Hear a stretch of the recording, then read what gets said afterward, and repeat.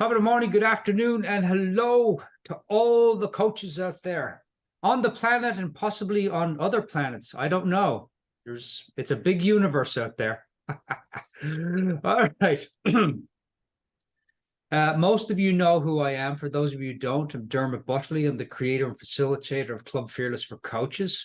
And we have a wonderful coach in today to talk about how I got my first paid coaching client. And that's the key. Now, I wanted to do these because a lot of coaches have asked me over the years, Dermot, how do I get the first paying client? What are other coaches doing that I'm not doing to get a paid coaching client? So we're going to talk to one of those coaches today. He is in Club Fearless. And, before we even jump in, Mark, I have to tell you that I've been so impressed by you in terms of your willingness to show up for class every week and to do what you say you're going to do.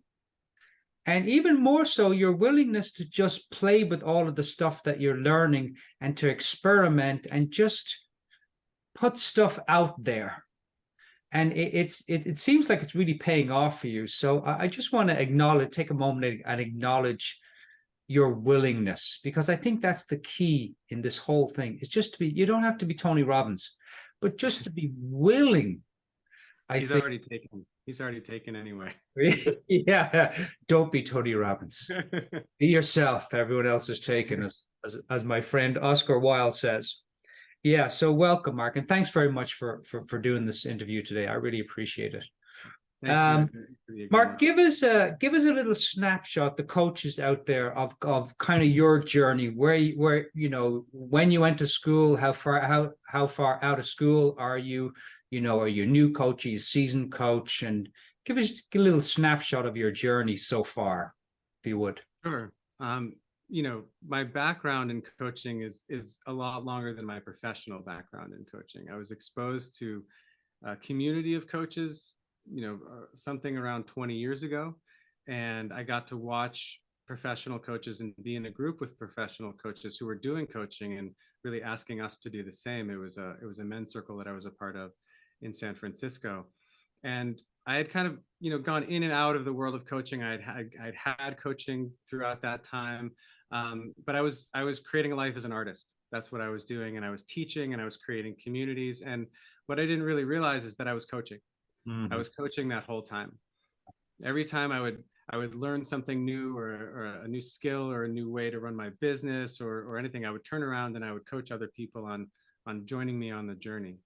And so the truth is, a few years ago, I hit a really rough patch in my life and had I was in a relative rock bottom, but I had this support and I had these tools, and I used some of these tools to take a look at really what it was that really made me light up.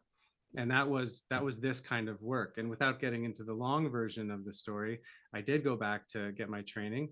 I went back to get my training at Ericsson, where I was introduced to you and your Art and Science of Coaching course. And then we were able to have a number of conversations, and I decided to join Club Fearless, which has been a great way to every week build new skills, stay in touch in community with coaches, work through new ideas, get a little push every now and then when I'm holding myself back. That's helpful. A little nudge. little nudge. A little nudge, yeah. Utterly nudge. Yeah, you've got a few little nudges, Mark. A couple, and I'm grateful for them. Yeah. No, they do help. And I try not to nudge people, but Steve, my coach, nudged me a few times. He would say things to me like, get that done today. and I said, well, I have other things to do today, but get it done anyway. I haven't gone that far yet, but I'd love to, just to play with that. Yeah. Thanks, Mark. You're such a great example of someone who shows up, does the work, and is now getting the results. It's fantastic. It's really, and I have to tell you, Mark, that you may not know this, but don't tell them I said this, but you're inspiring the coaches in the class. Because when the coaches see somebody else doing it, they think, wait a minute, if that guy can do it, I can do it. which was always my mantra. Because when I met Steve, Steve Chandler, my coach, I read about, how he didn't start till he was late 40s, early 50s, and his whole life was a complete mess. Alcoholic, drugs, had 4 kids. His wife was in a mental institution. I mean, you name it. And I thought, well, Jesus, if he can do that, then I can at least, start this profession. And so it's not, for me, it was finding someone who was worse off than me. And I thought I could do it, but you're not going down that road. So you're inspiring a lot of people in the class, Mark. And I appreciate that too. I really do. Makes my job a lot easier. Don't tell them I said that. So what do you think for you, Mark, coming in, coming from the world that you came from into now, looking at building, you're wanting to build a full-time coaching practice, right?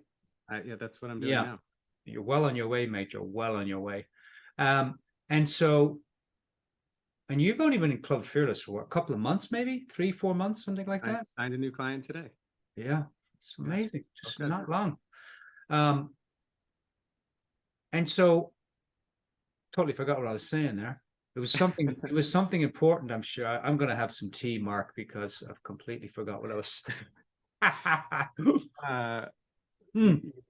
Oh yeah, I got it. So when you came from that world into building a coaching practice, and you started coming to Club Fearless, what would you say was the thing that you were challenged with most? And are you still challenged by it? The biggest challenge that I was facing at the time when I sure. I had, I was still in the process of, the process for certification at Ericsson is not short. You go through all these classes, and then there's 6 months or up to 6 months of mentor stuff that you schedule, and then there's the oral exam, and then you can go and take your test for the ICF. And so it's this sort of drawn out thing. In the meantime, there's another coach from the group, and I, we knew that this is what we wanted to do. We knew very early on in the coaching program, this is the juice. This is it. This is what we're doing. Yeah. And so we started building our businesses really back then. And so, I got into a point when that weekly education wasn't there. That weekly community wasn't there. And I really missed it. And I could feel how much that was supporting me and inspiring me, to step forward. When you're sitting in a room with all these other people who are really kind of, working and thinking and coming up with ideas, that's something that I really wanted. And, on top of that community, I'd seen your videos, you and I had talked, I'd gotten a lot from our conversations. I had gotten a lot from the libraries of video and information you have online, and so, that's what's really important to me when I'm joining a program like this or working with a coach. I need to feel like, I need to feel that sense of inspiration. Like, okay, this person is really curious about me, and they're really interested in supporting me. And that's what Club Fearless is. And it's from you, it's from Jasmine, it's from Kim, it's from the other coaches. It really has been everything that I was hoping for in that regard. Yeah. One of the things that Steve said to me earlier on, well, my experience was that after I finished my coaching in 2012, I would sit at home for hours and just look out the window and like, where am I going to get clients? How do I get? And then I go on Google, and then I spent a year, no joke, a year and thousands of dollars on a website, thinking that Kevin Costner build it and they'll come.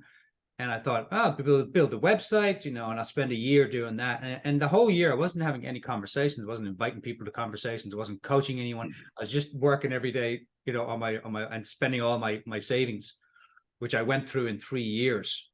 But you nailed it, because it's a very lonely business to be in if you're by yourself. It really is, and so I appreciate you saying that, because Karen Davis, a friend of mine who's a 7-figure coach, she said, Dermot, stay in the game, get the support and stay in the game, and you'll do really well in this business. And she was right about that. She was absolutely right about that, because for a long time I was just doing it 3 years I did it by myself, and I didn't get anywhere. Well, I had a career for a long time as an independent artist, which is funny enough, another career where, community is really important because you could just do it by yourself. Yeah. And the thing that you just reminded me of that I do want to make sure we touch on is the idea that I've heard from you. It's in the ICF expectations. I've heard it from the many other coaches, Steve Chandler, who you worked with, and some of the people that he's worked with. You have to be investing in yourself. And you hear this and you go, yeah, I'm investing in myself. I'm thinking and I'm looking at Google and I'm staring out the window. I'm spending time. Yeah. Um, I'm investing inside my head. Exactly, but it's this something like this, something like this really is kind of a high signal to noise ratio in terms of that investment. Um, I've never spent I've never spent as much time or money on any one career, and I've had a couple, than this. And this feels like I finally have this feeling like I'm investing in myself and I'm actually doing it right. Yeah. And Mark, you're a great example of somebody who's just expanding, growing, learning, creating results. I mean, it's really wonderful. It's really wonderful. What would you say? So coming into Club Fearless and starting to build your coaching practice, did you struggle with charging for coaching? A lot of coaches struggle with charging for coaching, coaching package, confidence. Did you struggle with any of that stuff? Do you still struggle with it? No, I had it all. That was perfect from yeah, it's all gone. That was a miracle birth. Yes. No, I mean, the funny thing is I actually used to teach a business course to artists, and some of that was saying out loud the price of your work. Yeah. And it's still hard. It was hard. It was hard when I came to Club Fearless, and it's still something that I have to work through. But having the tools, the support, the community, some of the things that we have to just tell ourselves to do it, I do it now. And the truth is I do it now, and some people say no, and I say, okay, maybe we have a more of a conversation, maybe something comes up for them, maybe they solve that problem. But yeah, saying what my price was, coming up with kind of what a package really looks like, because you talk to all these different people, you do all these discovery calls, you go, oh, maybe it's like this, maybe I should do 3 months with like this, maybe if I throw in all these things, maybe if I bell and whistle and all this stuff. And what I really liked about the way that you have it in Club Fearless is it's very simple. There's a lot there, it's comprehensive, but the way that you talk about creating packages and the way that I've seen other coaches in the program create their packages, it makes a lot more sense. And it's actually like, it's a little bit of a sigh of relief. It's like, okay, I don't have to do this whole thing and build all these websites and woo. I can just, this is it, because the value that you're creating someone comes from them. Yeah. And speaking of packages, Kim showed me your welcome package for your new clients. Fantastic. You give them a coffee cup. Is that a candle? The breathe? The actual, the welcome the package. candle, the there's pens, I have one, the writing pad. They get a fridge magnet with a phrase that I do you have it there? Yeah, I have it. Hold on. This is fantastic, mate. So when you get it, coaches, when Mark gets a new client, this is what he sends the client as a little kind of, hey, this is going to start you, it's going to get you going. Sorry, Mark, I totally threw you in under the bus there, but you're gonna have to edit me opening it, but this is great. No, I'm glad to have this. I think it's worth the coaches seeing, because it's something that Steve talked to me a lot about, is by sending gifts to my client and just sharing things, even if they never become your client, share a book, a resource, but just as a way to serve and support them, whether or not you get paid or not. Right. So they get this nice little box. Look right? at that. And they open it up. It's a great quote here on a card with a handwritten note. This is a quote. Read that out, Mark. Read that quote out. This is a quote from Peter Shankman, who has a great podcast called Faster Than Normal, that I was a pleasure to be on. He said, if you want to live a life you've never lived, you have to do things you've never done. Mm-hmm. And then you get this great candle. Just a little reminder there. You get this is great. You get this journal, something I believe that you need to do. Look at that. maybe in private. This is a journal. There's a note here on the back for people, but that's just for you. That's a journal that you don't show anybody. Something I learned from being an artist. There's lots of stuff you don't show anybody. And then this is a nice little fridge magnet that people get. Everything real was once imagined. The power of visualization. And then this is my favorite part, I think. Sorry, I'm just opening the package here. This is your Oh yeah, Clarity Fuel. I love this is your that. tea. This is your tea mug, your coffee mug. Yeah. Thanks for letting me show that. That was really fun. Yeah. If there's any coaches out there that are thinking, hey, I want that stuff, you hire Mark. That's what you're going to get right off the bat. So I'm sure there's plenty of coaches out there. Thanks for showing that, Mark. Tim showed me it this morning. I thought, Tim, that's freaking really good. You know, it has your logo, your name on it. Well done, sir. Well done. That's what you call client astonishment. That is, you know, something that we teach. Client astonish. How do you astonish your clients? All right, Mark, tell me, how did you get your first paid coaching client? How did that happen? Give us kind of a snapshot of how that happened. Yeah. When I think about my first paid client, there's really two people that I think of, because one was really before I went back and said, I'm doing this as a business. And then there's one after. And the one after feels sort of more important to me because I knew that this is what I wanted to do. And I actually knew a little bit more about what I was actually doing. But the truth is, you know, it came through a referral. I had been, you know, I'd been going through this program. I had been talking with people about going through the program. I'd been sharing openly. You know, this is the thing. Like, I was telling people what I was doing. I wasn't trying to keep it a secret. I was talking to friends. Right. I was telling my friends, you know, this is the work I'm doing now. I set up calls with friends that I knew weren't going to be my clients, but I just met with them to say, hey, you know, I'm doing this new thing. It's kind of, for me, a really big deal, and I'd love to just share it with you. We'd have a call. Some of them did actually sign up for a free, you know, a discovery call. And I said, look, I want you to experience. I didn't just tell them, as you said, I didn't just tell them about coaching. So I met with friends and actually gave them the experience of coaching. And the first client that I got was a referral from somebody who was talking to one of, you know, their friends, and they were, you know, saying, oh, you know, these are the challenges that I'm facing. And they said, it sounds like maybe you could use a coach. And actually, Mark is doing this work now. You should give him a call. She did, and we started working together. Nice. Now, how did you? So I'm going to lay it out, Mark. I mean, you said, but I'm going to lay it out so people kind of hear the steps. So sure. First of all, and I'm laughing because I didn't do this either. Tell people I'm a coach. Yeah. Like, it's a no-brainer, but you know, it wasn't a no-brainer until Steve said to me, Dermot, how many people know you're a coach? And I said, my family does. And he says, outside of your family, how many people? I said, nobody. Because I was too afraid to tell people that I was a coach. I didn't want to, you know, them thinking I was salesy or needy, you know, and that's coming from selling. That's not coming from serving. And so then you invited them to a discovery call. And you said you gave them an experience of coaching. Again, we don't have to sell coaching, just give people an experience of coaching, and that experience will let them know whether or not they're interested or not. What would you add to that, Mark? Anything? You know, I think there's a lot. I'll say this is something that I learned from, you know, being a coach and a mentor in the art world. Is it's one of the hardest things for artists, and I think, you know, and I think coaches too, because it is an art, you know, as you know, and a science, right? And it's very hard to sort of know when you are there. Like, you know, I talk to people that say, oh, you're an artist. They're like, well, no, I mean, I'm trying. Right. And, yes. And I'm like, well, not owning it.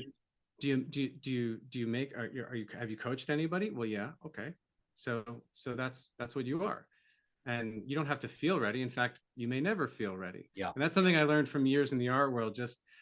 Just saying that's what I was doing. No one checked my resume and said, oh, you say you're an artist? Can I see your, you know, credential? You know? Credentials. Yeah. Yeah. You know, they said, oh, you know, then you give them the experience. You show people your art. You do your coaching with people, and they experience, and they go, oh, I like that. Or, you know, or I want more of that.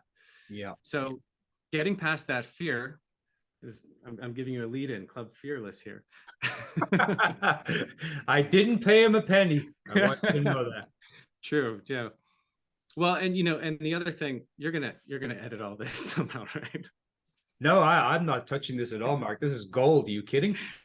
Well, the other thing is, you said you told your family. Actually, it was not something that I talked about with my family at the start. And one of the fears that I had to get past was really kind of really sharing with my family about how excited I was about this, because my wife is very successful, very very good at what she does, and actually it was the conversations with her that actually led to my first client, and I'll say that's no small potatoes, because she is very very careful about who she introduces to who, and where that her reputation and her those recommendations for her are more valuable than gold. So when she did actually recommend a friend of hers, that was really meaningful to me, and it meant that I was sharing things and being open in the ways that I wanted to. Yeah, yeah, the referrals, when Steve said to me, "How do you want to build your business?"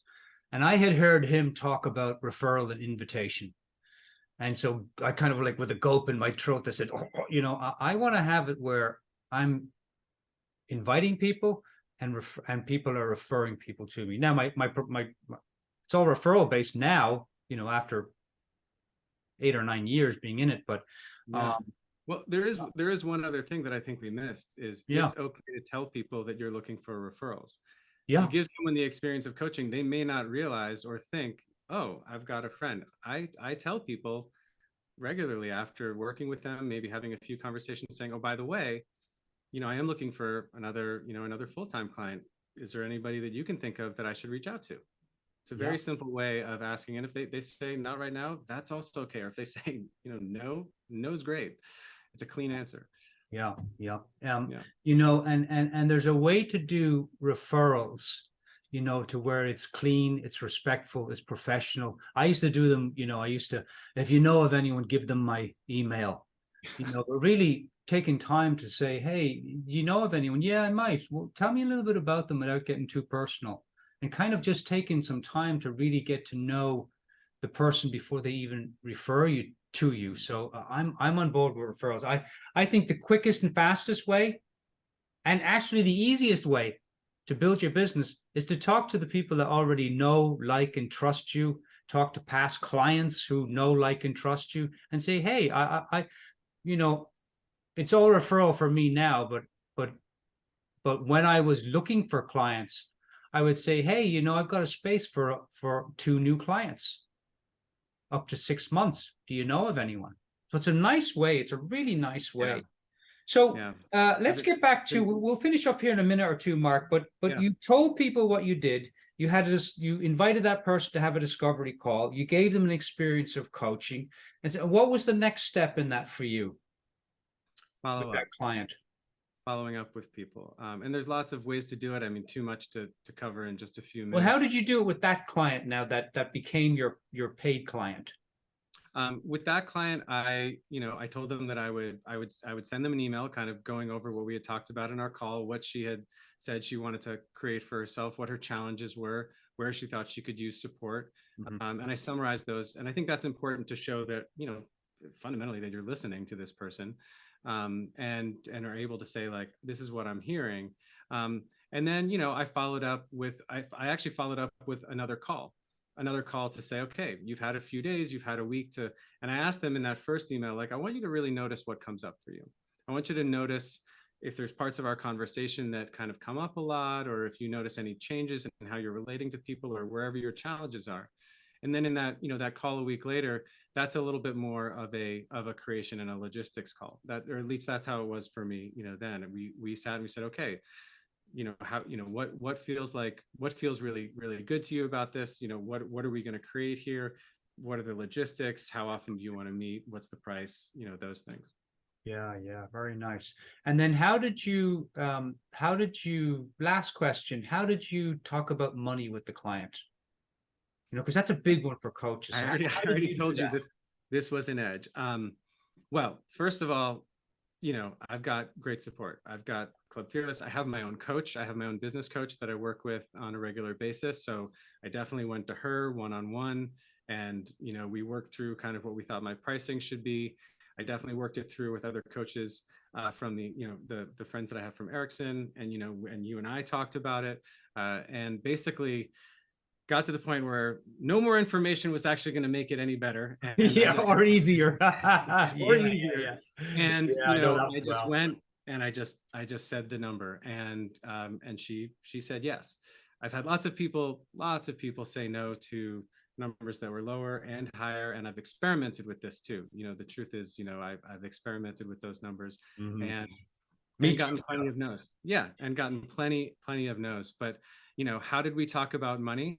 I think one important thing that I learned, also, and this is, my coaches also really emphasized this with me, is that I don't talk about it as a price. I don't say, well, this is the cost. This is the investment. Yeah. This is the investment. You are creating value for yourself, and this is the investment. And we are going to invest time after this money to create this together. And I think that's an important distinction, because that's one of the questions that we get how much does it cost? Well, it doesn't cost. If it's an investment, it's something else. And it's not to trick people, but it really is to get in that mindset of, oh, I'm creating something here. I'm not buying something. Someone's not handing me a product. Unless you work with me, you get one of these. But I'm not selling anything. Exactly. Yeah. No, that's the key, Mark, because people feel when you're selling them something, they have a selling meter. Everyone's got a BS selling meter, and they feel that. Very cool. And I really appreciate that you said practice the coaching fee, because that's the key, coaches. Whatever fee you decide, start with $25, $50, whatever it is. Stand in front of the mirror and just say, I charge $25 per hour. I charge 20, and just practice that coaching fee. Yeah. Mark, as we close, what do you want the coaches who are listening? What do you want them to take away from our little chat? It's a good question. You must be a good coach.